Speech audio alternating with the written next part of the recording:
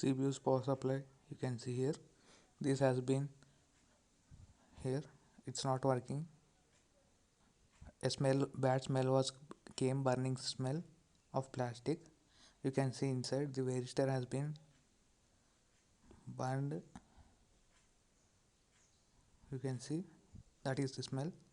So we replace this too, that is the burned one, single piece. You can see 102.1 kV.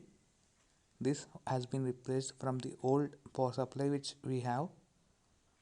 Same part, the component was been replaced from the old one.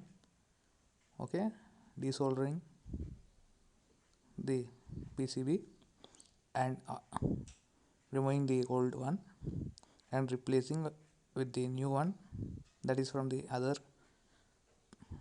power supply we have.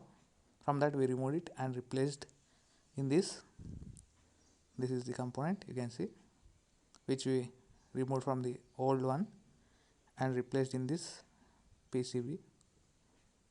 You can see this is the component which we are going to replace in this power supply.